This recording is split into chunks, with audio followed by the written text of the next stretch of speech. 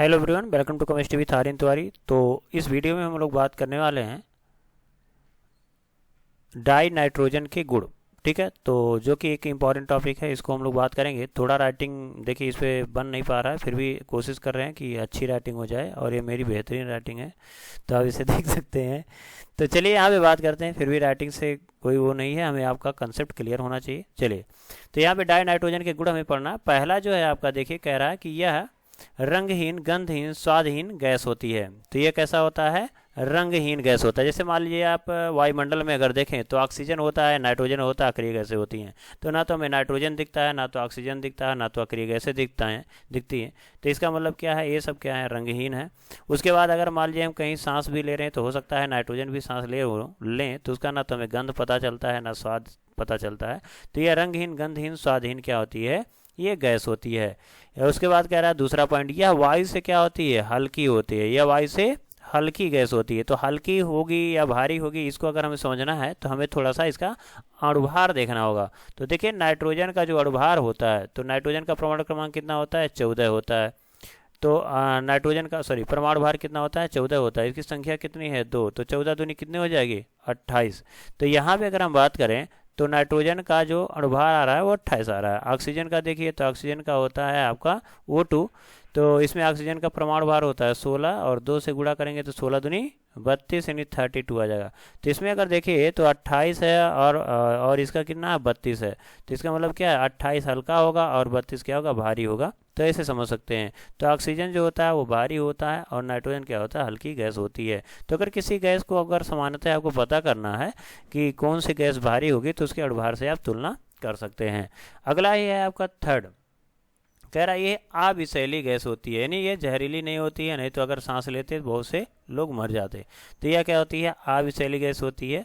अगर देखें तो यह जल में अल्प विलेय होती है। यह जल में क्या होती है? अब सांस लेने का मतलब देखिए, थोड़ा सा ध्यान में रखेंगे, सांस लेने का मतलब ये नहीं है कि उसमें हम केवल ऑक्सीजन गैस सांस ले रहे होंगे, क्योंकि 78% है। तो अगर ऊपर लेवल पे हम जा रहे हैं तो कहीं ना कहीं हो सकता है कि ऑक्सीजन भी हम सांस ले रहे हों।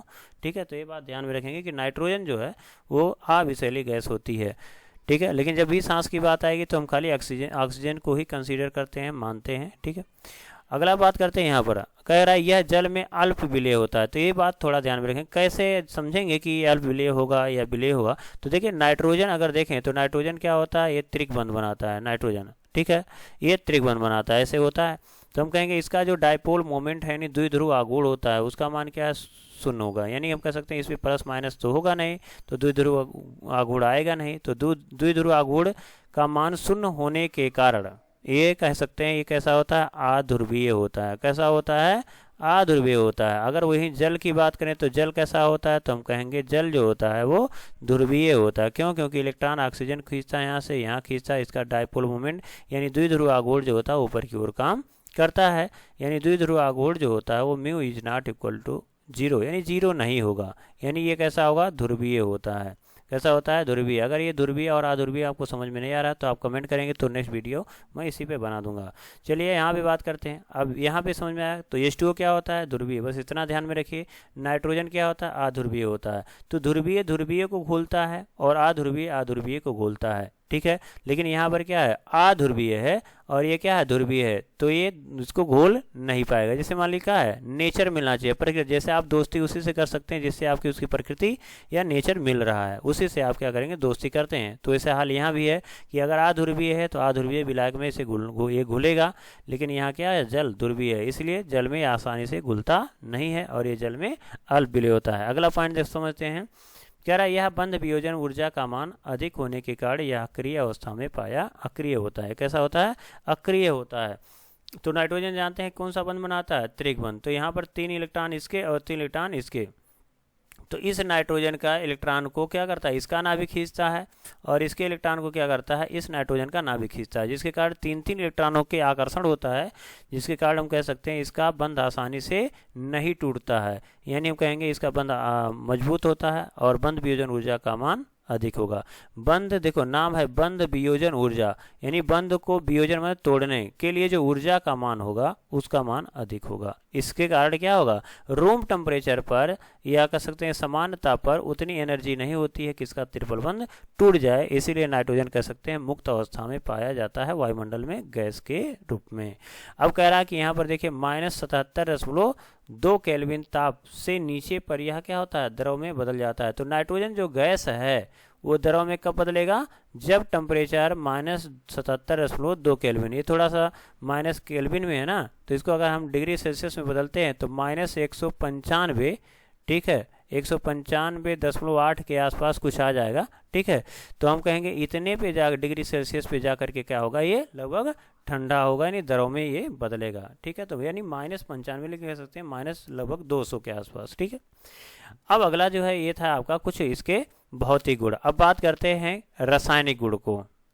अब यहाँ भी बात करा रासायनिक गुण में। रासायनिक गुण जो है कई प्रकार इसके लिख लेंगे यहाँ पर। रासायनिक गुण निम्नलिखित प्रकार के होते हैं। नंबर 1 कह रहा वायु के साथ क्रिया, एक्शन विथ एयर, यानी ऑक्सीजन के साथ क्रिया कराएंगे तो क्या होगा, तो हम लिखेंगे क्या यहाँ पर कि जो नाइट्रोजन होता है और ऑक्सीजन होता है, ऑक्सीजन के साथ क्रिया कराना है। तो नाइट्रोजन का जानते हैं कि रूम टेम्परेचर यानी निम्न ताप पर कह सकते हैं 25 डिग्री सेल्सियस पर उतना ऊर्जा मिलती नहीं है जिससे उसका बंध टूट जाए, इसलिए ऊर्जा इसको क्या होना पड़ेगा, बहुत ज़्यादा देना पड़ता है।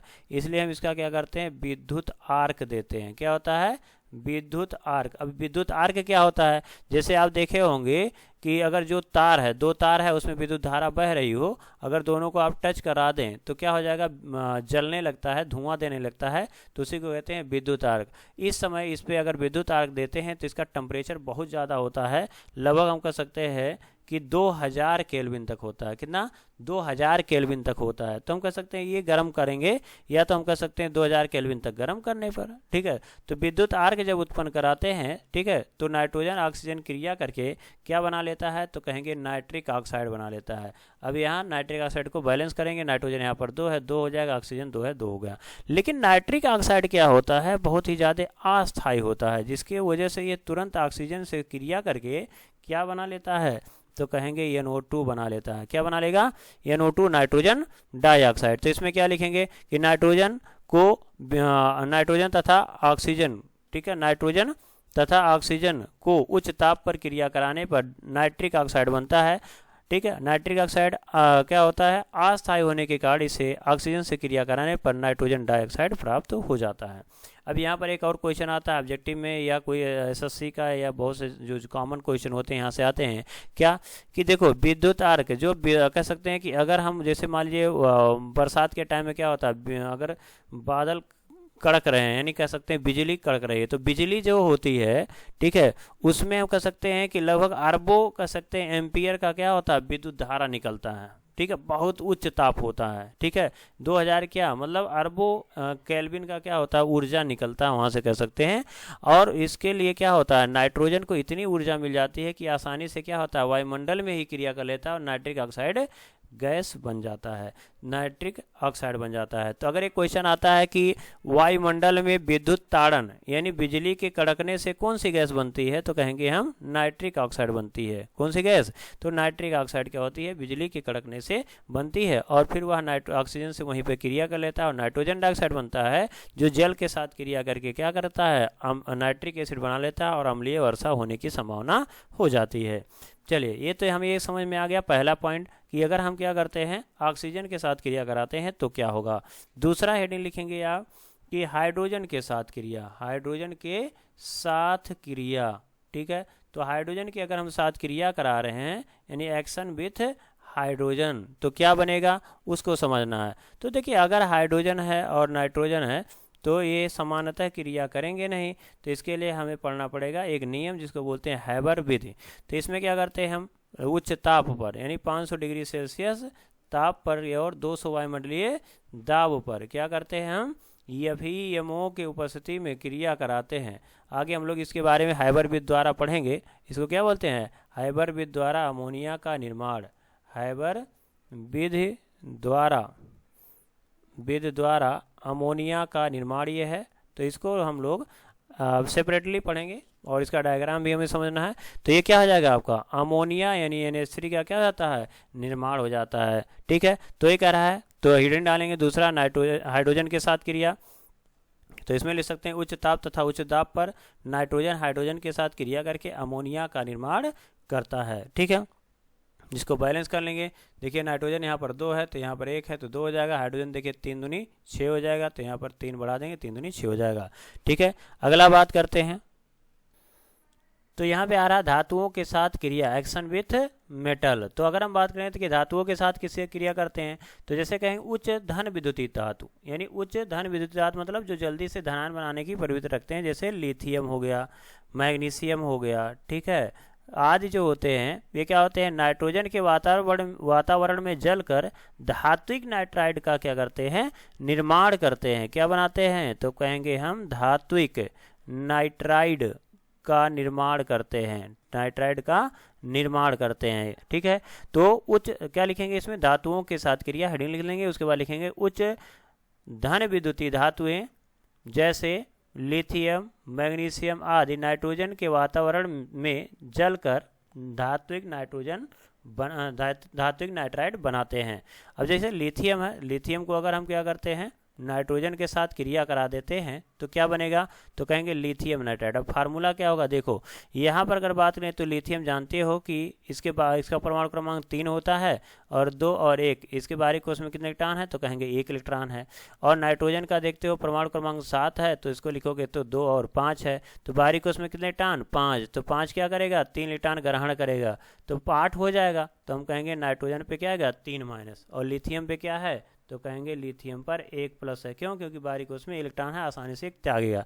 अब सोचिए कि इसका 3 प्लस है और इसका क्या है 3 माइनस है, तो इसका 1 प्लस है और इसका क्या है 3 माइनस है, तो 3 माइनस के साथ कितना प्लस चाहिए, तो कहेंगे 3 प्लस चाहिए। तो इसका मतलब लिथियम हमें चाहिए 3, तो यहाँ पर 3 लिख दिए तो क्या बन गया Li3, क्या बन जाएगा, तो Li3 बन जाएगा। और नाइट्रोजन कितना होगा 1। अब इसको बैलेंस कर लेंगे, नाइट्रोजन यहाँ देखिए 2 हो गया और यहाँ पर लिथियम कितना हो गया 3 दूनी 6 होगा। ठीक है, तो यहाँ पर क्या बन गया, लिथियम नाइट्राइड का निर्माण हो गया। क्या बन गया, इसको बोलेंगे हम लिथियम नाइट्राइड। क्लियर हुआ। अब इसी टाइप से अगर हम मैग्नीशियम के साथ क्रिया कराते हैं, यानी Mg है और N2 है, ठीक है, अब इससे क्रिया कराते हैं तो क्या बन जाएगा, तो कहेंगे Mg। अब देखिए मैग्नीशियम का नाइट्राइड का फार्मूला कैसे लिखोगे, तो मैग्नीशियम का परमाणु क्रमांक होता है 12, तो 2 8 कितना होगा 2 इलेक्ट्रॉन त्यागेगा तो इस पर क्या हो जाएगा Mg2 प्लस, और नाइट्रोजन जानते हैं 3 माइनस होगा। ठीक, तो यहाँ पर देखिए इसका 2 प्लस है, इसका 3 है, तो 2 प्लस को क्या करो इधर ले आओ, और यहाँ 3 माइनस है तो 3 माइनस को यहाँ ले आओ, या हम कहेंगे कि यहाँ पर 3 माइनस है, एक और ले लोगे तो क्या हो जाएगा 6 माइनस हो जाएगा, और यहाँ पर क्या है 6 माइनस के लिए 6 प्लस चाहिए, तो Mg कितना लेना पड़ेगा, तो हम कहेंगे 3 लेना पड़ेगा, तो 2 2 4 2 6, तो फार्मूला क्या हो जाएगा, तो हम कहेंगे कि Mg3 हो जाएगा और N2 हो जाएगा। ठीक है, तो यहाँ पर मैग्नीशियम नाइट्राइड का फार्मूला Mg3 और क्या हो जाएगा आपका N2, मैग्नीशियम नाइट्राइड हो जाएगा। इसी टाइप से एल्युमिनियम के साथ क्रिया कराते हैं, ठीक है, तो एल्युमिनियम हालांकि थोड़ा कम क्रियाशील होता है, लेकिन कराएंगे तो क्या बन जाएगा एल्युमिनियम नाइट्राइड। क्यों, क्योंकि देखो एल्युमिनियम का परमाणु क्रमांक कितना होता है 13 है, तो 13 होता है तो क्या लिखेंगे 2 8 और 3, तो 3 इलेक्ट्रॉन त्यागेगा तो एल्युमिनियम पर क्या आ जाएगा, तो हम कहेंगे 3 प्लस आ जाएगा। क्या आ जाएगा 3 प्लस आ जाएगा, और नाइट्रोजन पर क्या है 3 माइनस है, तो 3 प्लस 3 माइनस आसानी से क्रिया कर लेंगे और क्या बनाएंगे, तो हम कहेंगे एल्युमिनियम नाइट्राइड बनाएंगे। क्या बनाएंगे, एल्युमिनियम नाइट्राइड बनाएंगे। क्लियर हो गया। तो ये हो गया हमारा धातुओं के साथ क्या है क्रिया। तो अगला टॉपिक है यहाँ पे, अगला बनाने की विधि है एल्युमिनियम के साथ अपक्रिया। ठीक है, तो एल्युमिनियम के साथ जो अपक्रिया है वो कैसे कराएंगे, सॉरी एल्यूमिना। तो एल्यूमिना का जो देखिए फार्मूला क्या होता है, तो हम कहेंगे Al2O3 होता है। ठीक है, तो एल्यूमिना को अगर हम क्या करते हैं नाइट्रोजन के साथ क्रिया कराते हैं, ठीक है, कार्बन की उपस्थिति में, यानी हमें इसे गर्म करना पड़ेगा, और लगभग बहुत समझ लीजिए बहुत ज़्यादा डिग्री सेल्सियस होता है, नहीं लगभग 1800 डिग्री सेल्सियस ताप पर क्या करते हैं हम जब इसे गर्म करते हैं, तो उस केस में क्या होता है ये एल्युमिनियम नाइट्रोजन के साथ क्रिया करके क्या बना लेता है, तो हम कहेंगे एल्युमिनियम नाइट्राइड बना लेगा, और कार्बन जो बचा है वो ऑक्सीजन के साथ रिएक्शन करके क्या बनाएगा, कार्बन मोनोऑक्साइड बना लेगा। क्या बना लेगा? Carbon monoxide. अब इसको बैलेंस कर लेंगे तो देखिए एल्युमिनियम आपका 2 है तो यहाँ पर हो गया 2, नाइट्रोजन हो गया आपका 2 तो यहाँ भी हो नाइट्रोजन 2, कार्बन की संख्या देख रहे हैं तो यहाँ ऑक्सीजन की संख्या देखिए तो यहाँ 3 है, यहाँ पर 1 है, तो अब 3 से गुणा कर दे तो कार्बन कितना हो जाएगा? 3, तो ये जाएगा 3। तो वही कह रह सकते हैं कि एल्युमिना को हम क्या करते हैं, नाइट्रोजन के साथ नाइट्रोजन के मिश्रण के साथ क्या करते हैं, कार्बन की उपस्थिति में गर्म करते हैं तो एल्युमिनियम नाइट्राइड तथा कार्बन मोनोऑक्साइड प्राप्त होता है। अगला देखते हैं, पांचवा लास्ट है ये, कैल्शियम कार्बाइड के साथ अगर हम क्रिया कराते हैं तो क्या बनता है। ठीक है, तो लिख सकते हैं यहाँ पे कैल्शियम कार्बाइड के साथ अब क्रिया, कैल्शियम कार्बाइड, कार्बाइड तो जानते होंगे आप, पौधे से कह सकते हैं आम पकाने के लिए हम क्या करते हैं, कार्बाइड का प्रयोग करते हैं, तो वही है कैल्शियम कार्बाइड के साथ अभिक्रिया की बात कर रहा है। तो इसमें देखेंगे कि अगर हमारे पास क्या है, कैल्शियम कार्बाइड है यानी CaC2 है, CaC2 कैल्शियम कार्बाइड है, इसको अगर हम नाइट्रोजन के साथ क्या करते हैं, हम गर्म करते हैं उच्च ताप पर, तो क्या बनता है, कैल्शियम साइनामाइड बनता है, यानी CaCN2 बनता है और प्लस क्या बनता है, कार्बन बनता है। तो कैल्शियम कार्बाइड को अगर हम नाइट्रोजन के साथ क्या करते हैं, नाइट्रोजन के साथ उच्च ताप पर गर्म करते हैं तो कैल्शियम साइनामाइड तथा कार्बन प्राप्त होता है। अब इसका क्या नाम होता है, तो इसको हम संयुक्त रूप से हम नाइट्रोलियम कहते हैं। क्या कहते हैं हम? नाइट्रोलियम कहते हैं। ये बात ध्यान में रखेंगे, ये ऑब्जेक्टिव में क्वेश्चन आ सकता है कि नाइट्रोलियम किसे कहा जाता है, तो नाइट्रोलियम किसे कहते हैं, तो कैल्शियम साइनामाइड। क्या है ये? Calcium cyanamide. ठीक है, तो इसका नाम लिख लेंगे कैल्शियम साइनेमाइड। तो कैल्शियम साइनामाइड तथा कार्बन के मिश्रण को हम क्या कहते हैं, संयुक्त रूप से नाइट्रोलियम कहते हैं। और यह इतना इम्पॉर्टेंट, बहुत ज़्यादा इम्पॉर्टेंट है, वेरी वेरी इम्पॉर्टेंट है। क्यों? क्योंकि इसका उपयोग उर्वरक के रूप में किया जाता है। किसके रूप में? तो उर्वरक के रूप में किया जाता है। क्यों? देखिए, तो कैल्शियम अगर हमारे पास क्या है, कैल्शियम साइनामाइड है, ठीक है, इसको अगर हम क्या करते हैं, खेतों में डाल देते हैं तो वहाँ पर पानी से क्रिया करता है तो क्या बनाता है, तो कहेंगे कैल्शियम कार्बोनेट बना लेता है और अमोनिया बनाता है। क्या बनाता है? कैल्शियम कार्बोनेट बनाता है और अमोनिया बनाता है, जिसे पौधे क्या होते हैं, अमोनिया का यूज करते हैं। और फिर बाद में वहाँ पर देखेंगे तो अमोनियम कार्बोनेट फिर नाइट्राइड में बदल जाता है अमोनिया। तो वो सब आप पौधों के बारे में जानते होंगे। ठीक है, तो यहाँ पे अगर बात करें तो ध्यान में ये रखना है कि कैल्शियम साइनामाइड तथा कार्बन के मिश्रण को हम क्या कहते हैं, नाइट्रोलियम कहते हैं। और नाइट्रोलियम जो होता है एक प्रकार का क्या है, उर्वरक है। ठीक है, तो इसमें हमने दोस्तों देख लिया कि हम कैसे जो है नाइट्रोजन का जो गुण है उसको देखे हैं। ठीक है, तो इसमें कह रहा है कि नाइट्रोजन के उपयोग, तो यहाँ पर लिखते जाएंगे, जैसे जैसे मैं बोलता जाता हूँ, कॉपी उठा लेंगे, लिखते हुए चले जाएंगे। पहला कह रहा है नाइट्रोजन के कौन से उपयोग हो सकते हैं, तो अभी हमने देखा नाइट्रोजन से हम क्या बना सकते हैं, अमोनिया। और नाइट्रोजन से क्या बना सकते हैं, कैल्शियम साइनामाइड बना सकते हैं। ठीक है, और भी हमने क्या देखा है कि कैल्शियम से हम नाइट्राइड बना सकते हैं। तो विभिन्न प्रकार के क्या कर सकते हैं, हम यौगिक बना सकते हैं। तो पहला पॉइंट लिख लेंगे कि इसका उपयोग ammonia, calcium cyanamide, nitric acid आदि यौगिक बनाने में किया जाता है।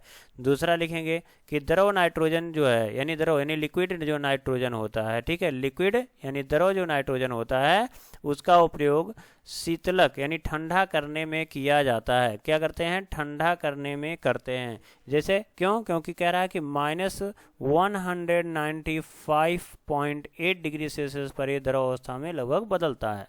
तो सोच सकते हो कि लगभग 200 माइनस में जा रहे हो। तो अगर हम क्या कर दें, इसका हम प्रयोग करते हैं तो ये क्या करेगा, किसी भी पदार्थ को आसानी से ठंडा करेगा, यानी इसका उपयोग शीतलक के रूप में करते हैं। उसके बाद अगर बात करें तो एक और आता है जिसको बोलते हैं क्रायो सर्जरी। क्या बोलते हैं, क्रायो सर्जरी।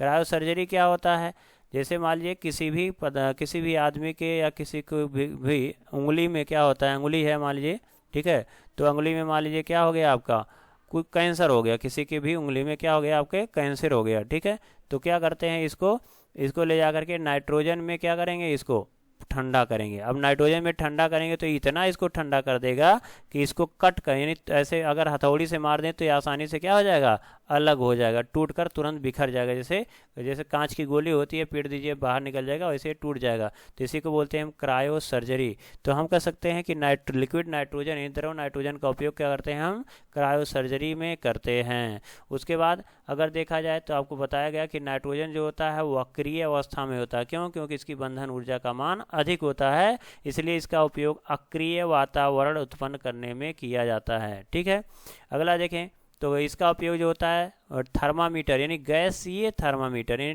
गैस तापमापिक में किया जाता है। क्यों किया जाता है कि जैसे मान लीजिए थर्मामीटर है, तो थर्मामीटर में क्या होता है, तो हम कहेंगे पारा होता है, मरकरी होता है। ठीक है, तो यहाँ मरकरी होता है, तो मरकरी को अगर हम क्या करते हैं, गर्म करते हैं, तो गर्म करते हैं तो लगभग 350 के आसपास, मुझे एग्जैक्ट याद नहीं है अभी, तो ये ध्यान में रखेंगे कि 350 के या 450 डिग्री सेल्सियस पर क्या होता है, ये आसानी से ये क्या होता है, ये गैसीय अवस्था में बदलने लगता है। यानी उच्च ताप पर ये क्या होता है, ये गैसीय अवस्था में बदलने लगेगा, जिसके कारण हम ये कह सकते हैं इसका उपयोग हम उच्च ताप पर नहीं कर सकते। तो इस थर्मामीटर में क्या करते हैं, नाइट्रोजन गैस मिला देते हैं, जिससे इसका जो क्वथनांक होता है वो बढ़ जाता है और 800 डिग्री सेल्सियस तक के ताप को क्या करेगा, ये मीजर कर सकता है, माप सकता है। इसलिए इसका प्रयोग जो है हम थर्मामीटर बनाने में करते हैं। उसके बाद अगर देखते हैं तो हमारे पास क्या होता है, बल्ब होता है। ठीक है, तो बल्ब में क्या वो लगे होते हैं, फिलामेंट। बल्ब में क्या लगे होते हैं, तो हम कहेंगे बल्ब में होता है फिलामेंट। ऐसे यहाँ पर इसको टंगस्टन कहते हैं, यानी डब्लू क्या कहते हैं हम, टंगस्टन। अब ये जो होता है इसका गलनांक बहुत उच्च होता है। गलनांक क्या होता है, बहुत उच्च होता है। अगर यहाँ पे ऑक्सीजन मिल जाए तो ये उच्च ताप पे, हाई टेम्परेचर पे ऑक्सीजन के साथ क्रिया कर लेगा और टंगस्टन ऑक्साइड बना लेगा, और ये आसानी से क्या होगा, आसानी से ये। तो यहाँ भी बात करते हैं कि नाइट्रोजन जो होता है, अगर इसमें गैस में हम क्या करते हैं, 100 वाट की बल्ब में भर देते हैं, तो क्या होता है, यहाँ से ऑक्सीजन निकल जाता है और इसमें नाइट्रोजन आ जाता है, जिससे हम कहेंगे कि नाइट्रोजन जो है वो उच्च ताप पर ऑक्सीजन के साथ क्रिया, टंगस्टन के साथ क्रिया नहीं करेगा, और क्रिया नहीं करेगा तो आसानी से बल्ब जो है वो आराम से चलेगा, यानी ये खराब नहीं होगा। तो हम इसलिए कह सकते हैं इसका उपयोग जो होता है वो हम बल्ब बनाने में कर सकते हैं। तो दोस्तों ये था आपका नाइट्रोजन के रासायनिक गुण। और अगर वीडियो आप पूरा नहीं देखे हैं जहां से हमने बात किया है नाइट्रोजन का, नाइट्रोजन परिवार के तत्वों का, तो आप वीडियो देख सकते हैं। अगर ये वीडियो आपको पसंद आता है तो लाइक करिए, सब्सक्राइब करिए और ज़्यादा से ज़्यादा शेयर करिए। तो मिलते हैं नेक्स्ट वीडियो में। जय हिंद।